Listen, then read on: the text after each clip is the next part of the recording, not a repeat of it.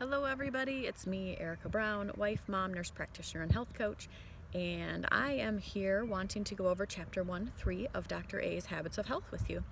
I have a nice change of scenery tonight at least. We have a pretty day here in Michigan, so I thought I'd take advantage of it. Hopefully you'll be able to hear me well over the wind and the birds chirping, etc., etc. But this chapter, I've literally done this video on multiple occasions, on multiple different days.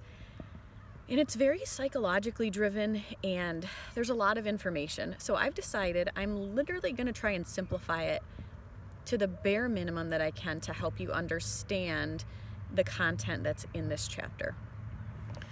So it's titled, Are You Really Ready to Change? And so we need you to identify where you're actually at in your readiness for the big changes that will need to happen. So are you not ready? Are you just thinking about it? Are you actually trying to prepare for it? Are you actively seeking change, or are you sustaining a big change? Because those are the main stages of change.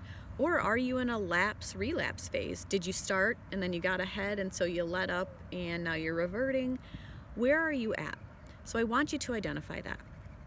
Next, I want you to be sure you've written down your why. What is your why for wanting this big change? Then I want you to think about what your optimal life looks like. And when I say your optimal life, I mean if you didn't have any issues with weight or any disease processes going on, any health issues, nothing inhibiting you, what are the things you want from life? What activities you want to be involved in? What doors will that open for you? What's on your bucket list for travel? Where do you want to go? What do you want to do with your kids, your grandkids?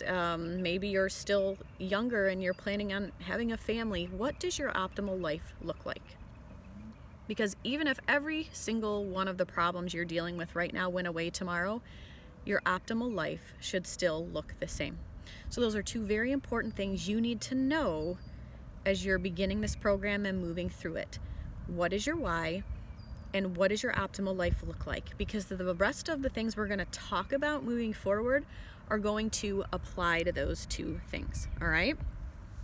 So there are two different types of motivation we talk about in this chapter, and they are external motivation and autonomous motivation.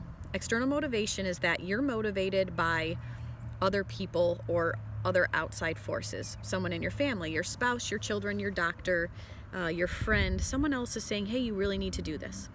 And to avoid conflict, embarrassment, frustration,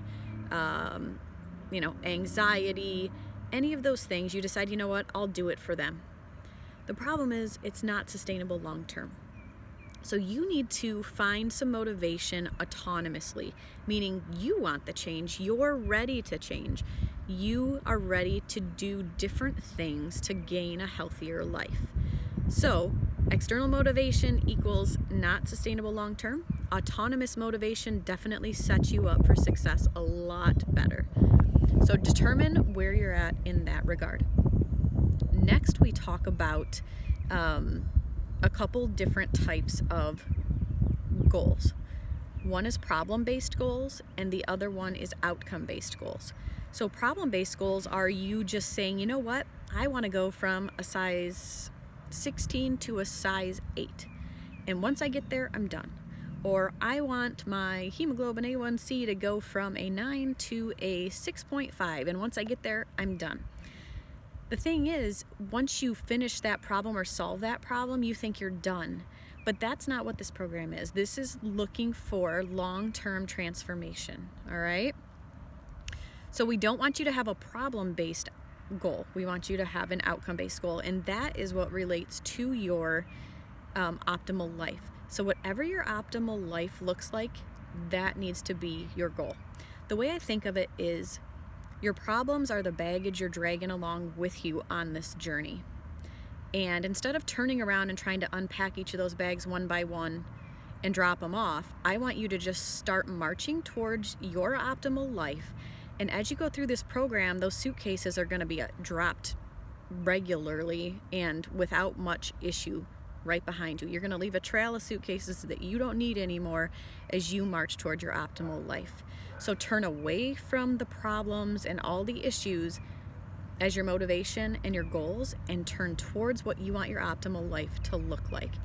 Okay? Like I said before, even if all the problems and the baggage were gone, your optimal life should look the same. So you want an autonomous motivation with a outcome-based goal. So figure out what that looks like for you, because it's different for everybody. For someone like me, it's avoiding heart disease. It's being around longer for my children. It is not being a hypocrite when I tell my patients, hey, you would benefit from weight loss. It's going to help this and that and the other thing. I have a lot of different types of motivation. I also want my long-term life to be able to check off a lot of things on my bucket list and be around long-term and in a healthy way, so I'm not on the sidelines and can participate.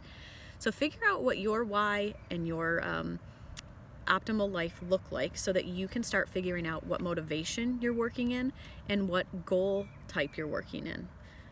Then once you know what your optimal life looks like, we can start talking about the steps that it's going to take to get there. So the steps it's going to take to get there are actually built into the choices that you make every day. You make a ton of choices every day, and a lot of them are on autopilot. The problem is many of them are mindless, subconscious. You're even unaware you make them, and those are the enemy to your success. So we need you to be mindful of your choices. And so this is the conversation I want you to have with yourself. We have a couple different choices that they talk about in this chapter. One is a primary choice, and two is a secondary choice. So it kind of looks like this.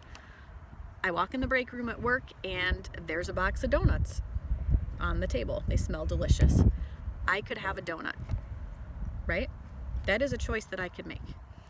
However, my secondary choice needs to be, is that donut going to help me work towards my goal or inhibit me from my goal? And that choice between the primary and the secondary is where your discipline is actually built. You being able to have that conversation in your head saying, that is not going to help me towards my goal, so I am going to choose to walk away and not eat a donut, is where the discipline is made. And that's going to happen in multiple choices all day long, okay? I hope that that makes sense. There's a funny meme that I've seen on Facebook a lot of times, and it says, I would like to look really good in a bikini, and I'd also like to eat 47 tacos. You want both of those things, but they can't happen simultaneously together. The problem is a lot of the choices that we want are in conflict with each other. We do want to look good in a bikini, but that taco also smells super good. So you have to start making choices that will align with your goal, and you have to choose. You have to plan ahead and be ready for those types of things to happen and those temptations, because if you walk into a situation like that without a plan, you're going to cave. If you start getting emotional or you go on how you're feeling, your self-control actually goes down when you're stressed or tempted. So you need to make sure you have a plan in place and you know what decision you're going to make ahead of time. Have that conversation in your head about what choice you're going to make. You are at the point that if you're going to make this decision, you have to be honest with yourself about what your real goal is. And every choice you make, if you're super tempted, do what we talk about. Stop, so pause, right? And then choose what you really need. Take a few seconds to really think about what each choice will mean to you if you're tempted. All right? I know I say all right a lot, but here's the thing. If you have a goal you're really working towards, you're going to have to do some things that you don't like to do. And you're also going to have to not do some things that you like to do. And that's difficult for people.